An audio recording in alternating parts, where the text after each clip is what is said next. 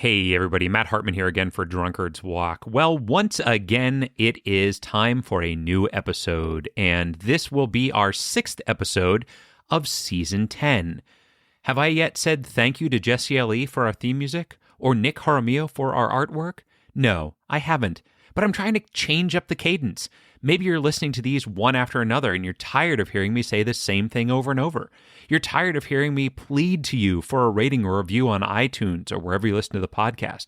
You're tired of hearing me telling you about the link tree at linktr.ee/drunkardswalk where you could submit topic suggestions and be a guest on our show.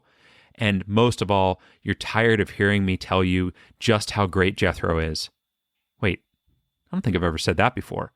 Hold on. Who wrote this script? Hey, what is it? What is going on? Hey, who's got this?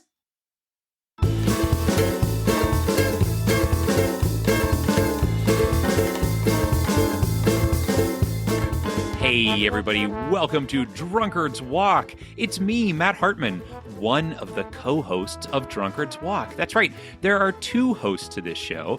And if you've never listened to us before, you've now met me. I'm Matt. Hi.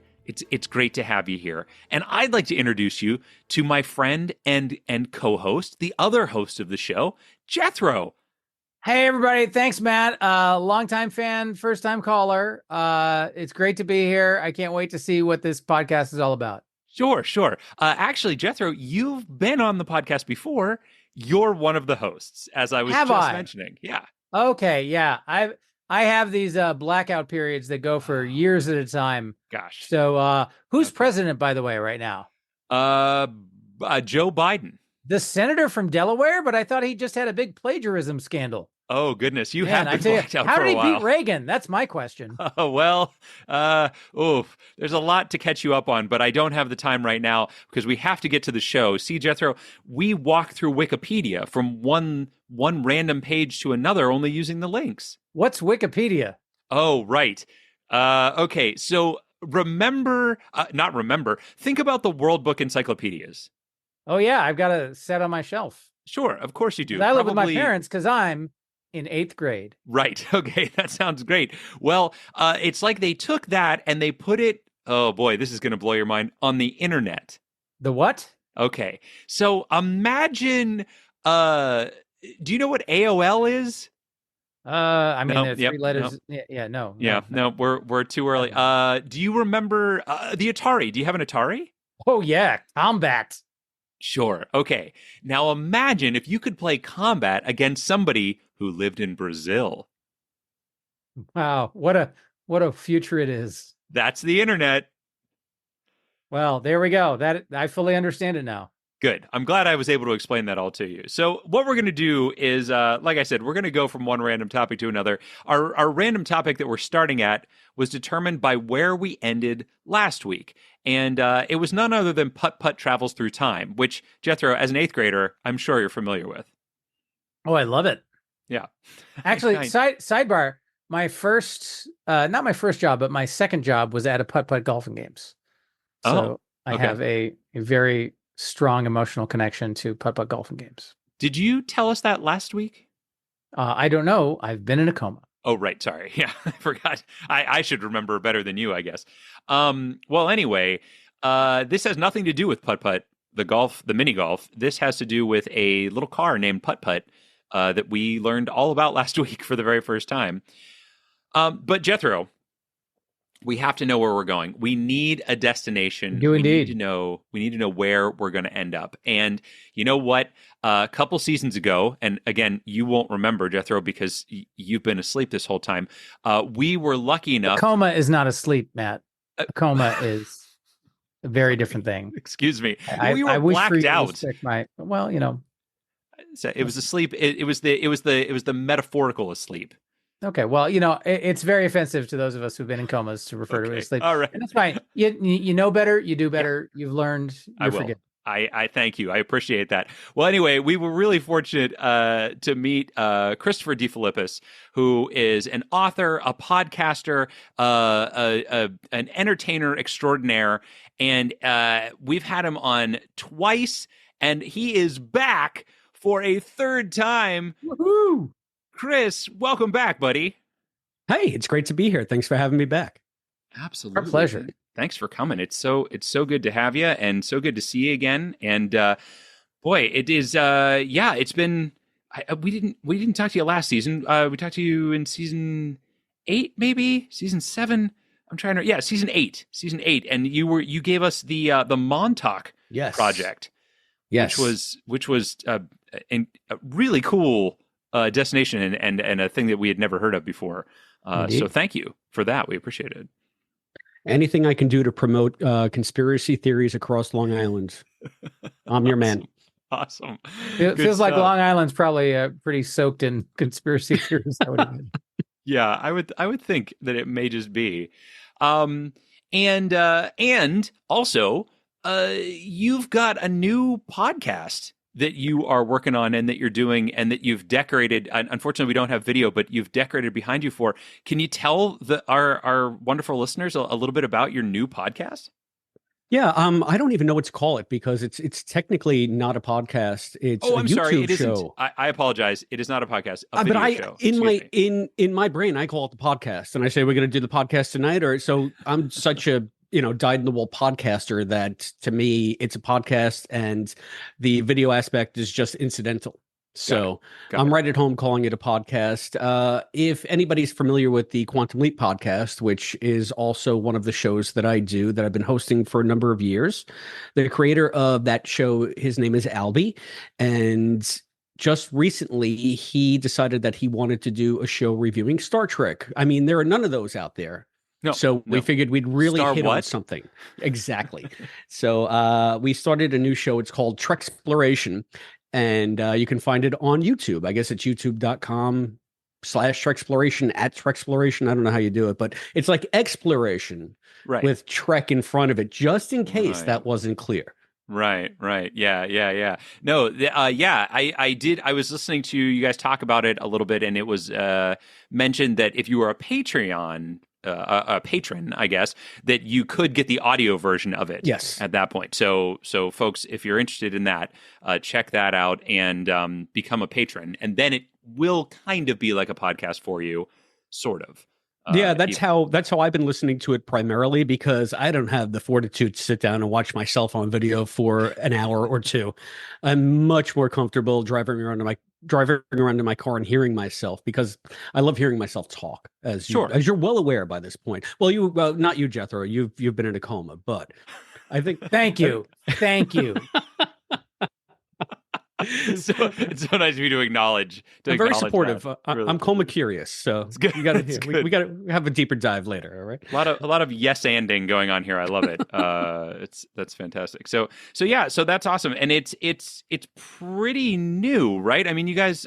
Well, I guess this is dropping mid-May, so you guys have been on for a month-ish. A little more than a month-ish. I mean, by the time you guys drop this, we'll probably have maybe 4 or 5 episodes out. Tops. And the way that we're going to work it is, since Next Gen seems to be the most popular, we're going to be reviewing episode by episode Star Trek: The Next Generation, and then we're going to have extra content on our Patreon feed that includes the other series. So I think the way Albie set it up is we'll probably do the premiere of every other iteration of Trek. Okay. And also whatever current Trek is out there. So, for example, we just did our first episode about the season 5 premiere of Discovery, which premiered when we're recording this, which premiered last week. Right. So we're going to be doing those, and then subsequent episodes about the other series besides Next Gen are going to be on the Patreon site. So you can get all of those on the Patreon site. And again, they'll all come out as audio feeds as well. Okay. So now, Christopher, let me ask you a question out of my naivete. Like I have long gently mocked Matt Hartman for his. I listened to this show, and that coma did not make you any more truthful. I can tell you that. Fair point. All right. So I guess given the incredible popularity of Star Trek, what do you do to have a new take or a new opinion? Like it feels like Star Trek, like Star Wars and like Lord of the Rings, like other massively popular franchises. Like how do you have a new opinion about a property that's been so very mined by so many people over so many years? It's really just the cult of personality. I mean, they're not coming for Star Trek; they're coming for me. Okay. And for Albie. There you go. All right. There you go. Honestly, Jethro, I have the same exact question. And I asked Albie, I said, why are we doing this? Everybody has a Star Trek podcast. We're just two more schmucks. And he said, yes, but everybody's not us. So he just wants to make it a chill hang to talk about Trek. So All right. I'll say this. It's not overly technical. It's not in the weeds with continuity and timelines. It's not about ships or teching the tech. It's really just two friends talking about it in a very casual way and really trying to keep like a positive vibe, because I think there are a lot of things out there, especially for new Trek, where people just get on to, I guess, get clicks and to really just be abusive about it. There's like a whole subset now of the internet, Jethro, used to be a beacon of hope for, mass dissemination of intelligent thought, but just like the printing press, but that went. But along the way, something happened. So now, I mean, yeah, that's a good question. I don't know what to tell you. If you like Star Trek, check us out. And then if you like us, you still like Star Trek, maybe you'll hang around. Come for the Trek, stay for the vibes. Yeah. If you don't like the vibes, there are a million other Star Trek shows, and I recommend that you forget about them and listen to us anyway. There you go. So, I just realized I should have poured myself some Romulan ale tonight, because I bought some of that or Romulan rye. Have you had this yet? No, I would love to try it. You know me and my ryes. The Star Trek spirits they made, and it's in the bottle. It looks just like from Star Trek 2. And it's blue, and it's crazy, and it's great, and I love it. Even though I don't like rye, I love it because I'm drinking Romulan ale, which blows my mind. Because as a kid, I was always like, oh, that's forbidden because it's for adults. And then I became an adult, and I was like, wait, that's not real. Can't drink. Did you ever get that Bantha milk? Yeah, I did. Okay. I did get that Bantha milk, and it was great. Okay, it was great. Yeah, it was like Turner's made it for like 2 weeks. And it was awesome. They actually bottled it, Chris. Here they had you could go to the grocery store and buy blue Bantha milk. Because that's the blue Star Wars milk, correct? Yeah. Okay. Yeah, it was awesome. But yeah, it was very, very cool. So I got to ask you real quick. I mean, I don't want to get too into Star Trek because I don't want Jethro to fall asleep over there or once again recoma. Oh no, he slipped back in. But I do have to ask you, what is your take on? I'm not going to ask you about all the new Treks, just Discovery. How do you feel about Discovery?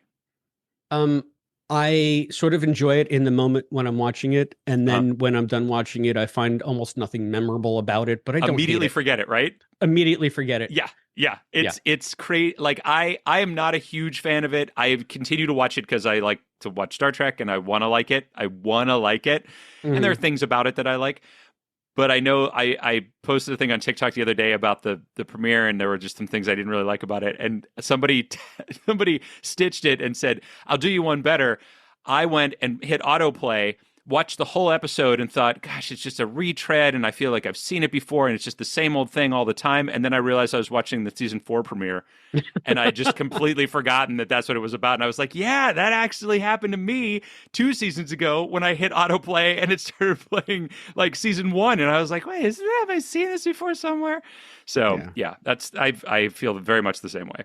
So I know nothing about Star Trek, but in my attempt to relate to you with that anecdote, there's a novel called Tristram Shandy, which was like a 17th century novel, which famously sort of jumps around in time. And I had back in the day checked it out on audiobook from the library, so I had it in a CD form, and I was playing in my car, and unbeknownst to me, I had accidentally hit shuffle on my car's CD player. And because the book itself jumps around in time, like that's kind of the gimmick. It took me forever to realize that that's what was happening. Actually, your CD player played it in a linear thing, and you're like, "Yeah, exactly." I was like, "This was supposed to be like Slaughterhouse 5. What's going on here?" It's so straightforward. This makes too much sense. Well, this is great. And so, yeah, folks, if you like Star Trek, definitely check out Trek Explorations on YouTube. And you said if folks knew the Quantum Leap podcast, I mean, you had an ad for us on your show, so probably some people came and came to us from your show. So thank you very much for doing that. We really appreciate that as well. Oh, I would hope so. I mean, I'm always glad to plug you guys because I love your show and you guys are both so funny. I'm always laughing whenever I'm listening to Drunkard's Walk. So, wow. I feel bad for you every year, Matt, that you get aced out mathematically by episode 4. But I know, still, right? It's rough. It's rough. Well, stuff. you'll be happy to know that this year Matt's kicking my ass. So because I've only heard the premiere, and so far Jethro is winning. There's a lot of season here left. and there, huh? I just don't trust it. It's like when I watch hockey games and there's still 10 minutes left in the game and my team's up 8-2 and I'm like, nope, they could still lose. They could absolutely. And then Ovechkin hits the ice. Oh, come on, don't do that. Now you're just taunting. Dun, dun, dun. I was so glad I was able to make a hockey reference of any kind. Well done. Thank you. All right. Well, we should get into it, though, and find out where it is that you are sending us this week. So what do you got in mind for a destination for us? Well, because Star Trek is so exciting and Quantum Leap is so engaging, I thought, let me go the complete opposite way. Oh, great. You guys know that I like to stay on brand, but since your last thing was a time travel thing, you said we're coming out of Putt. It really solidified what I've been thinking. Have you ever heard the name Robert Moses? Yes. You have. So he was like the city planner, New York City. Yes. So I have been all about RM lately. The seeds of this go deep. Number one, because I live on Long Island, and you literally cannot look anywhere without seeing Robert Moses's legacy. He essentially built every major road on Long Island. He got all of the parks, the state parks on Long Island are his doing. Jones Beach, every major bridge in the tri-state area is because of him. Most of the parks in New York City and a lot of stuff upstate, even Niagara Falls, is all due to Robert Moses's machinations. So I used to work for an outfit here on the island called Cablevision, where I did at the local news channel, I did editorials. And my boss would love to cover like local history and civics and things like that. It turned me into sort of a wannabe urban planner. So there's this book by a Long Island author who worked at Newsday called The Power Broker, and it won the Pulitzer Prize, and it's all about Robert Moses's rise and fall. It's called The Power Broker, Robert Moses and the Fall of New York. And in this, John, it's by Robert Caro, and in this, Caro basically traces how the nice man who built all the parks was really the most powerful and vindictive son of a bitch in New York politics for like 40, 50 years. And how nobody, not mayors, not governors, nobody would cross this guy because he held so much power. He was never elected to anything. And he had all of these authorities that he set up where like the money from the bridges would just go to him. And he was like, he had his own fiefdom, like he was just a king unto himself. So this book really traces the mixed legacy, because without Moses, we probably would not have the beautiful parks and things that we have on the island. We would not have just the scenic beauty that exists here. We wouldn't have the access. Long Island would probably still be the playground of all the robber barons who owned most of the North Shore, and the fishermen who basically, lived on the South Shore for generations, for over a century or two. And he really opened all that up because he started out as like a crusader, a social reformer. And he got to know bureaucracy so well, he went to Oxford and studied like English bureaucracy, like how they did it in the UK. And when he came back to the States, he literally was the only person in the United States who knew how bureaucracies should work. And he single-handedly reformed the entire New York government structure so that it was actually responsive and responsible. So it took care of people instead of it being all about Tammany and patronage. So it's a real deep dive. And this book by Caro is about 1,200 pages long. And it should be the most god-awful boring thing on the planet, because it's talking about like Moses going to planning meetings and finding, vacant land and stealing it basically from the owners. But the way he writes, it's fascinating. I would recommend it to anybody. And I've been meaning to read this book for a good 20 years. That's when it goes back to my Cablevision days. This was sitting on my boss's shelf, and I'm sure it was the first edition signed by Robert Caro because he knew everybody at Newsday. He knew all those guys. And so I guess my topic is Robert Moses. If you want to make it the power broker, you can do that. But Robert Moses, in and of himself, just such a fascinating figure. And I've become quasi obsessed with him over this last year. Wow. Just reading this book. It's a fascinating read. Yeah. I love it. Well, that's, I mean, you have to make the final call though. We can't make a determination on which one it's going to be. Is it going to be the book or is it going to be the man? You know what? I want to promote the book because the man is all in the book. So why don't we make it to The Power Broker by Robert Caro? Okay. And we are sure that there's a Wikipedia page for it?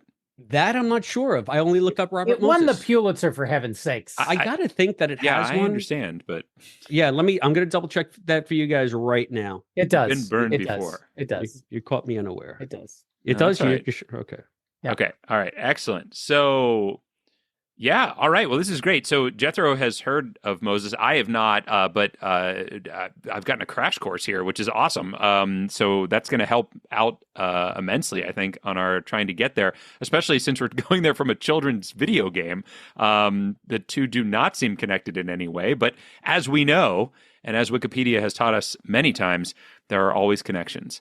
There are always paths. Indeed. Find it, right? As Cool. Spock is fond of saying.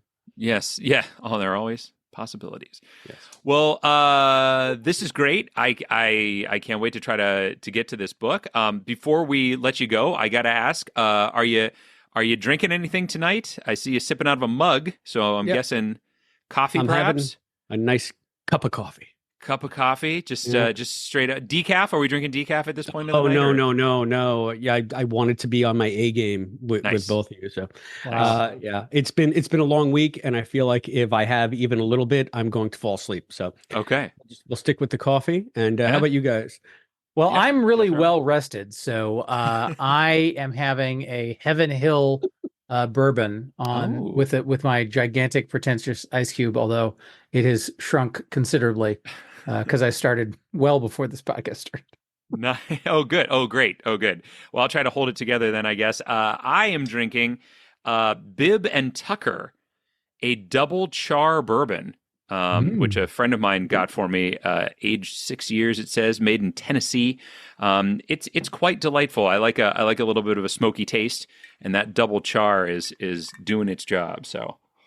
Awesome. Mm-mm. Very nice. I do recommend it to those who have not been. And apparently, it must be fairly new because this is batch number 1, according to the bottle. So there you go. Can't be super old, at least this particular type. Good stuff, man. Well, thank you again for coming on. Thank you for this. I mean, it's great talking to you. It's great to see you again. Yeah, it's great to see both of you as well. It's always a pleasure. And I hope that we can continue our friendship. I love having you guys being plugged on my shows, and I will continue doing that in as much as I can because everybody needs to know about Drunkard's Walk. Well, thank you. It's a fantastic podcast. Yeah, well, thank you very much. And we hope people check out Trexploration on YouTube. Yeah, well, for sure. You. And if you ever need a guest, Jethro is available. So exactly. Give him a call because he's happy to come in. If you want me to talk about hazy memories of that one Next Generation episode I watched. It's what sustained you in the coma. You just kept on thinking about it and dreaming about it. And unfortunately, it was Shades of Grey. So, it almost drove him nuts, but he'll be all right. Well, thank you very much, Chris, and we will hopefully talk to you again soon. Yeah, thank you guys. Enjoy the walk. Enjoy Robert Moses and read The Power Broker. Everybody should read it. There you go. That's the plug. All right, gang. Take care. Bye. All right, Jethro. So we have got to figure out some how many links it's going to take. I was going to say bids or wagers, but none of that is correct. Guesses. We need some. We've got to do some stuff, Matt. We got to do some stuff. Do it up. So Putt travels through time to the Power Broker. Our average this season has been a little longer, but our average for the season is 5.8, which actually isn't that long, but our average overall 8.06. So there you go. So I don't know. I don't know what that means to you, but I guess write something down and we'll see what happens here. Okie dokie. Mm-hmm. Mm-hmm. All right. Good enough. Let's do it, man. Let's really get to it. Okay. All right. Let's do it, Matthew. Putt travels through time. That's where we're starting. Here we go, indeed. And this is there's a great little drawing of a little purple car. He's very cute. With a little doggy in it. And it says it's a junior adventure for kids 3 to 8. So my 8th grade joke on you was actually I was just too young. This is too I was young very for- underdeveloped in 8th grade, so okay, well, that's good. We see that it was on the Scum engine, as you pointed out last week, and it was first released in 1997. There we go. But now you can play it on iOS. I didn't even realize that. There's an app. There's an app for that. And you know. Remember that whole ad campaign? I don't. iOS, Linux, and Steam versions now exist. So, and the Nintendo Switch has a copy of it as well, and the PlayStation 4. My goodness, we've got all kinds of different things on here, all very video game related, and also a lot of things that aren't particularly. There's a lot of like just black text, like not links, for some reason. Indeed. I will say though that there is a link here. So there's a section called Reception. Yes. And there's a link to the Washington Times. Yeah. So let me tell you what I know about Robert Caro. What do you know about him? Not much. Okay. However, so Jerome Fitzgerald, our mutual friend, Yes. legendary Pittsburgh improviser and incredibly insane human being, Sure. got me as a gift a Robert Caro biography of Lyndon Baines Johnson. Oh, okay. Which I have yet to read, much to my chagrin. But similar to The Power Broker, it is a lengthy tome. Mm-hmm. But Jerome correctly realized that kind of stuff is right up my alley. But I do know that if we can get to LBJ, that we've got Robert Caro in the mix. Also, Pulitzer Prize will get us there as well. So your argument is to go through Washington Post because it'll get us to LBJ. Washington Times. Not the Washington Post. So it is a Washington newspaper that could get us there. I think that is a strong possibility, and I eagerly await your better suggestion. Yeah, I don't like it. You don't like it? What do you like, Matt? What do you like? Well, I'm going to tell you, Jethro, there's some things on here about some different time periods, like the Old West is on here. Okay. And I feel like potentially the Old West, despite the fact that New York is in the East, lines up chronologically pretty well with probably, around that time. Is that correct? Is that when Moses was around? I don't know. I don't know. Tell me. So Robert Moses was like one of the big architects of New York. So I feel like his ascendancy was going to be like in the mid 20th century. Oh, you think it's that late? Yeah. So here's the one thing I know about Robert Moses. So I knew that he was city planner in New York, very influential guy, architect of the modern New York. One of the facts that I know about him, or bits of trivia, is that he explicitly had a bridge designed so that the clearance of the bridge was such that buses could not traverse the bridge. Oh. And the motivation for this was so that Black people could not get to recreational places that the bridge led to. So that's what I know about Robert Moses. So, wow. Well, that unfortunately doesn't really give us a time frame as much as I would hope that it would. Well, the fact that there are buses involved does. I suppose that's true. Yes. So if you've got buses involved, okay, we're talking mass transit. So we're talking, 40s, 50s, thereabouts. And also, just rampant discrimination. Same era, I would guess. So I guess my problem is I'm having very difficult time finding something else to replace your suggestion with, other than another newspaper like the Boston Herald. But I think that the problems that I think the Washington Times gives us, the Boston Herald gives us the same. There is a link to television, just TV as like a general thing. That might be very broad, might have a lot of links out of it. But that's a pretty shaky argument, isn't it? Does that sound shaky? It's super shaky, especially because we have actual newspapers listed. And I don't know if you know this about the Pulitzer Prize, but it's often given to newspapers. Yeah. There's writers is linked on here. Unfortunately, it takes you to video game writing. I feel like you're poo-pooing it unnecessarily here. No, I'm poo-pooing it because it's not a good. I don't think it's a good path, but I don't have a better one. So I'm gonna give into it, but I think it's a bad path. I don't. All right, let me throw this out there. All right, so the Washington Times is the conservative Washington newspaper, and furthermore, it's owned by the Moonies, it's owned by what? The Reunification Church under the Reverend Sun Myung Moon. No, it isn't. Yes, it is. Oh, yes, I did not know that. So as such. Yeah. As such, it is unlikely to fall under the favor of the, I would arguably say, the more liberal perspective of the Pulitzer Prize Committee. I will say, however, that the Rocky Mountain News is also listed here. Yeah. And I know for a fact that the Rocky Mountain News has won a Pulitzer. I can't remember the exact story, but I do know that the word Pulitzer and Rocky Mountain News are affiliated. So I would even switch myself and say Rocky Mountain News is also a viable candidate for us. Huh. You think so, huh? I do think so. Gosh, that feels even further away with less outs. But hey, I don't like Washington Times, so sure, let's go to the Rocky Mountain News. Rocky Mountain News, here we are. Is a daily newspaper published in Denver. Owned by the W. Scripps Company from the 1940s until 2009. The Daily was printed in a tabloid format. Oh, look at that. Matt, do you see the first link in the second paragraph in the introduction of this? Yeah, I see. What is that?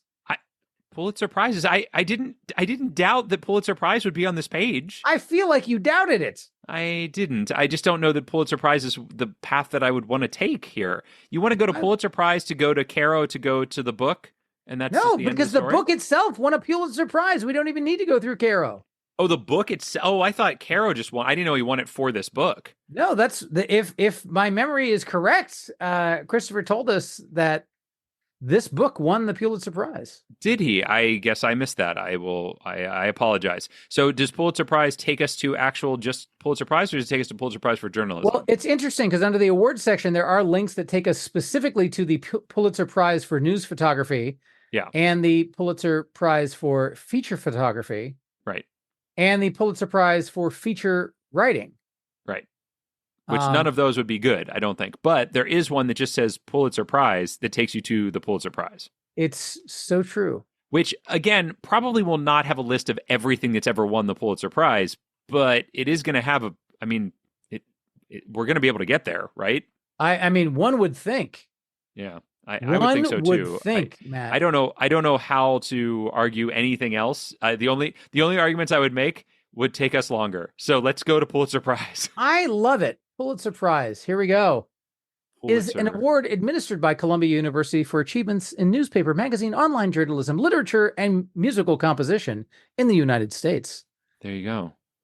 Newspaper publisher Joseph Pulitzer gave money in his will to Columbia University to launch a journalism school and establish the Pulitzer Prize. Yeah, and the Pulitzer Prize is somewhat it's very famous and has a lot of name recognition. Yeah, but what's less well known is it's not a lot of money. No, isn't it? It's not. No, when you think about Nobel Prize, Nobel Prize is $1 million plus. It is a significant monetary award, but the Pulitzer is far bigger in terms of prestige and less in terms of actual money. In fact, I'm sure the monetary award is listed here somewhere. One would think. I would guess that it probably is. I haven't seen it yet, but now what I have seen and what I am going to ask that we don't follow is that there is a section of this called recipients, and it has a link to a category of Pulitzer Prize winners and a main article of list of multiple Pulitzer Prize winners. If you want to go to that list as the main article, I could be talked into it. I do not want to go to the category. I think see we here could find a better path. There are 7 categories in letters and drama. One is biography. So there is a Pulitzer Prize for biography link here. Yes. Also, which the preview pop-up says the award winners receive $15,000. Which, well, there you go. $15,000 is nice, but it is not life-changing money for the people who are winning Pulitzer Prizes. No, probably not. So, I mean, are we? First of all, are we sure that the book is not already on this page? We're not at all sure, Matt. Because there are definitely sure. It could be here. Yeah, there's definitely mentions of a lot of Pulitzer Prizes that have been won and people who have won them. There's a rather detailed section called controversies. Yes, I'm noticing that also. Which has a lot of specific authors and particular publications. Hey, the Washington Post is on here. Do you want to go to that? No, I feel like that'd be going backwards at this point. Yeah. I don't know what year this book was written. Do you know by any chance? Zero idea whatsoever. Okay. I mean, he said it was at least 20 years ago that he saw it for the first time. So yeah, I'm guessing it was at least 20 years before now. But it looked, I mean, he held up a copy of it for those that didn't see it. That'd be all the listeners. And it looked like it could have been a book from the 70s or 80s, I would say, maybe even the 60s. You're literally judging a book by its cover. I mean, it might have been the 40s. I'd say. Yeah, it was definitely not the 20s. Yeah, not the 20s. Oh yeah, it was definitely either of them. Somewhere between the 20s and yesterday. Yes, correct. That is exactly what I think is. There we go. Okay, so I mean, there are Pulitzers by year down at the bottom, but because we don't know the year, I don't think it makes much sense. No. There is a link under controversy. There is a link for John F. Kennedy. For Profiles in Courage, which folks believe was ghostwritten for him. So JFK would definitely get us to LBJ, which would definitely get us to Robert Caro, which could get us to which would get us to The Power Broker. But I think that's too long of a walk. I think we've got the link to biography. Pulitzer for biography. I think that's where we're going. I don't see anything else that looks better than that. Do you? Well, unless it was on this page, I see no reason to go to anything other than that. Now here's another question. Okay. So it is in fact a biography, all that we were led to believe, but there's also sections for general nonfiction and history. Is it possible it won the Pulitzer for one of those? I don't know. I don't know. All right. It's interesting. Now you've made me stop and think. I mean, I would guess if it's primarily a biography that there are some rules for classification where like it's got to be in this category. Well, but it didn't say biography. It said Robert Moses and the Fall of New York. And that makes me feel like maybe, there's also, it's memoir or autobiography. It wouldn't be that. It could be history. I guess it could be general nonfiction. I mean, even if it is a biography, it doesn't necessarily mean it won for biography. It could have won in the general nonfiction category, even though it's a biography, right? Or it could have won in the history category, even though it's a biography. Yeah, but I would also say that, like, obviously the biography, anybody's biography is going to be about the context in which that individual was situated. Sure. Yeah. So I'm not scared off by that subtitle at all. Okay. In fact, I'm heartened by it. Oh, because it says Robert Moses, right, and the Fall of New York. Did I say Robert Morris earlier? Did you? I may have. If I did, I apologize. I had another mini coma just then, so I don't know. It rolls right off the tongue. Robert Morris. So I think biography is the is it perfect? Is it a lock? No, but is it the most probable of the options? I would say yes. Okay, and we can get to the other ones from there, right? If there's a real problem. So I would think either that or we can get to LBJ or JFK or something. Like it's not going to be a dead end, for heaven's sakes. That's all. Let's go to Pulitzer Prize for biography then. All right, biography it is one of the 7 American Pulitzer Prize annually awarded for letters, drama, and music. The awards honors a distinguished and appropriately documented biography by an American author Award winners receive $15,000 USD. Look Okay. at that. And God bless. he's an American author, right? So presumably. I mean, he won the Pulitzer Prize, so okay. So he would have to be. by definition. Oh, hey, I've got some good news for you, Jethro. What's that? That in 1975, Robert Caro won the Pulitzer Prize for biography for The Power Broker, Robert Moses in the Fall of New York. Did he? Yeah, I know that because it's on this table that has them all listed in order, and it's right there next to 1975. That's promising news. I do want to look through the rest of the page to see if there's another option. I don't think you should do that, Jethro. It's right here. It's linked right here. Frank McCourt, Angela's Ashes, a memoir. Okay. Frank McCourt gets us to Ireland, which gets us to Kennedy, which gets us to LBJ, which gets us to Robert Caro, which gets us to Power Broker. Yeah, no. You make a good point. And if we wanted to take some extra steps to get there, we would do that. But we don't. We want to get there in the fewest number of clicks possible. If you recall, that was our mandate back in season 1. Oh, was it? And it remains our mandate today. So I think we're going to click on the Power Broker and head right on over there, buddy. Look at that. The Power Broker, Robert Moses in the Fall of New York. There was also a link to Robert Caro directly. So there was. Well, no, Robert Moses was the other. Oh, that's right. So if Robert Moses was the destination, we might have taken a more New York centric route to get there. Loath though we are to go geographical. Yeah, maybe. I don't know. If we had thought about the whole Pulitzer thing, I think we probably would have followed a very similar path. But yeah, indeed, there's a picture of the front of the book right here on the page, and it says winner of the Pulitzer Prize right at the top. It's like people want to make a big deal out of that for some reason. Yeah, they don't tend to put that under a cover. Drawing attention every time. So as it says here, is a 1974 biography of Robert Moses by Robert Caro. So the two Roberts got together and made themselves some Pulitzer work. He said it was a 1,200 page book. It says here it's 1,336 pages. Wow. So he was underselling 1,200. I'm going to go so far as to say that's a tome. Yeah, I like that. I would call that a tome. I wonder if they do that on this page anywhere.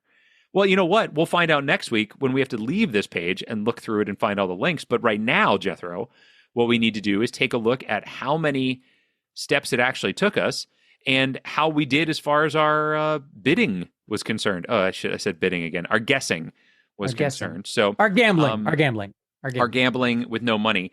It took us 4. Which is what last week also took us 4. If you recall, this also took us 4. So it's very similar. Under our average for the season. It's brought our average down again, which is great. It's amazing. Jethro, I guess 6. I don't know what you did. You guessed 6. 6 was my guess. So well, the good news is I did not guess 6. So we are not going to be in a tie situation. No. Did you guess the 5? Even better news is that I guessed 4. What? I guessed 4, my friend. On the money. How on earth did you do that? See, I figured Putt Travels Through Time was going to have some time travel. And so I figured there was going to be a lot of time periods that we might pick from. I was wrong about that. Yes, indeed you were. But I'm glad that the Rocky Mountain News was available. The Rocky Mountain News. It is great that you found that, because I think had we gone through Washington Times, it probably would have taken us a little longer, maybe 2 steps longer. Maybe I should have just gone with you in the first place when you argued for the Washington Times. But who knows? Maybe they won a Pulitzer Prize as well, and it would have been just as simple and just as easy. But there you go. As it turns out, folks, the media holds us together, and that's an upsetting thing. But it seems to be the case. I don't know, buddy. How do you feel about that? That was fast. I feel like that was fast. I feel like we're cheating the listener out of quality airtime. I don't think that we are. I think that the good, honest people who listen to this podcast want an adventure, and they know that sometimes it's going to be a quick, fast, heroic triumph, and sometimes it's going to be a long and terrible slog. And if we want them to stick with us through the long and terrible slog, then we need to give them the brief victory that is the fruit stripes gum that is a quick episode. Oh my goodness. Well, Jethro, I couldn't disagree more, because I think that they deserve at least at least a little bit more. So here's what I want to do, Jethro. I want to go back and I want to take a look at if we had gone through a different path. We don't necessarily have to do the whole thing, but I just want to see, like, if we had gone out through, what was I suggesting? Television? That seems dumb. Old West is, I believe, what you. Old West. Let's do it. Let's see if we could get there from the Old West. All right. Let's do it. Just quick. Right. We'll do a little bit of a speed run here. All right. Putt travels through time. Yeah.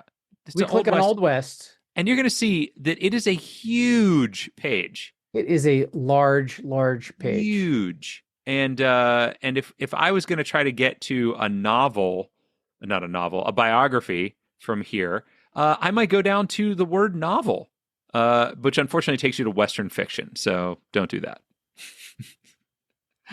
Don't try to do that. Yeah, I mean, time period is wrong, right? Because, well, I actually didn't really look and see when Moses was around, but I assume it was wrong. Now, interestingly enough, Matt, when we click on Old West, we aren't taken to the Wikipedia page for Old West. No, we're not. We're taken to the Wikipedia page for American Frontier. Yes, correct. Which is very interesting. It is. Well, I guess that's considered the Old West and the American Frontier are synonymous, perhaps? I mean, no, because the American Frontier, by definition, is something that has changed over time. So in 1776, it was just the border of the 13 colonies, and then it moved further westward until it eventually ended up in Hawaii. Yeah. Whereas Old West, you're thinking cowboys and deserts and six-shooters and cattle rustling and whatnot. I'm thinking about all those things. You're absolutely right. That is exactly what I'm thinking about. The Oregon Trail, perhaps even. Right. As the old video game used to take it. Hey, that would have been a quick one from Putt to Oregon Trail, I bet. Indeed. Bet you would have been able to find a way to do that. Now, you know what I do see? I do see a lot of politicians named on this page. Do you now? So it is possible that we would have taken your LBJ route through this, because like Lincoln is on here, for instance, right? I know that there's a lot of comparisons between Lincoln and Kennedy, and then Kennedy would get us to LBJ. So that's a possibility. There we go. Did Caro? Do you know anything else that Caro wrote? Did he write anything? I just know the LBJ biography. Okay, all right. So I'm looking to see how far this goes. Did he also do a Camelot one? Like, wasn't he like the resident biographer for Kennedy? Are you being serious, or are you just joking around? No, I'm dead serious. I feel like I've seen an interview with Robert Caro, and I feel like he was like in the same way that like Bob Woodward has been like the chronicler of 21st century American presidents. Okay, I feel like Caro was in the 60s, like the guy. Oh, okay. No, I could be wrong about that, but that hits my gut in a very pleasing way. Yeah, you could definitely be right about it, because I certainly don't know the answer to that. But I mean, I also don't see a link to Kennedy directly on here anyway, so it doesn't necessarily help us. I'll bet there's a link on here to New York, though, if we did want to go through geography of some kind. There's a huge United States articles section at the bottom. Oh yeah. There's also a geography and executive branch presidents of the United States. Feel like that's a dead ringer. Sure. I feel like society, culture, Americana. I mean, there's so much down here. The history of the United States. Oh, good Lord! There's just so much. The whole story of Wyatt Earp and the Earp brothers and the showdown at the OK Corral is on this page, which is great. I mean, it's not going to help us. Don't get me started.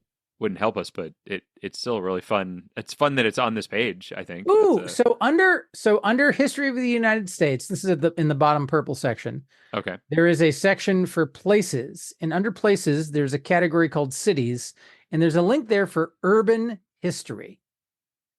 And I feel like urban history is the closest to getting us straight to New York that we're likely to get without going strictly geographical. So I feel like that is something that I would be very tempted by, were this the official path. Yeah, that is pretty good. I'm still working my way through the rest of the page, just because I'm curious as to how how this is going to go. I see a lot of in popular culture going on up here, and I'm curious if like there's going to be a connection through there in any way. 20th century imagery is on here, so it's like images of the Old West and cowboys and things like that from the 20th century. New Western history. My professional historians of a new social history, study of American frontier history by focusing on race, class, gender, environment, et cetera, et cetera. So that's interesting. I like that. But yeah, Franklin Delano Roosevelt's about as late as we get, it looks like on here. You like urban history? You want to give that a shot? You want to? Yeah, I'm checking real quick. There is a literature section here, and there's a author named Chris Enns, E-N-S-S, author of historical nonfiction that documents the forgotten women of the Old West. And because it was historical nonfiction, I might have made an argument to go through there because perhaps a contemporary of Carol. I don't know. But yeah, let's try your what was it called? Urban something or other? Urban history. And where did you see that again? So if you go down to the purple sections and expand the history of the United States. Oh, United States. Then further, you expand the places subsection.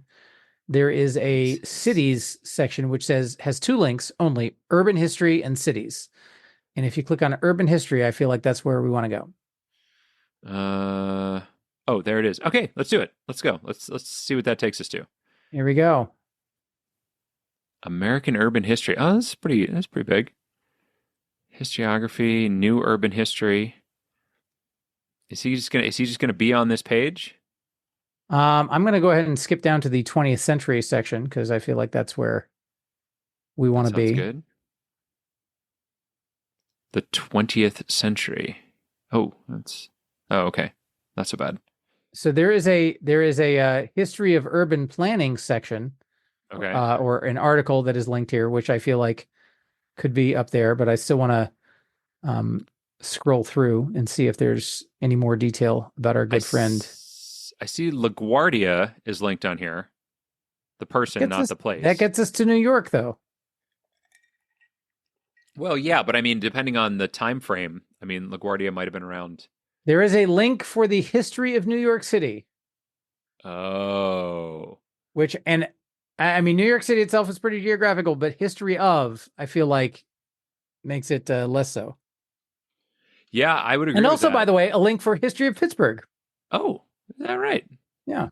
Is this in the See Alsos, or where are you seeing this? These are under the See Also sections. See Also, there it is. Let's do history of New York City. Let's see what that gives us. All right. History of New York City. I feel like at a minimum, Robert Moses has to be listed here. I mean, you would certainly think so, right? All right. So I'm going to look through post World War II. Oh, there's Robert Moses. Oh yeah, in post World War II. Actually, if you scroll up, he's just before that. Oh, there you go. I see him. So there's Robert Moses. Let's see if we can find the Power Broker, which is our actual destination. Oh, you think on this page, perhaps? Possibly. I mean, Robert Moses is linked several times. It's possible that the book is listed here, but I'm not seeing it. No. So I feel like Robert Moses is probably the place we want to go. I'm gonna do a quick. Since this isn't our actual.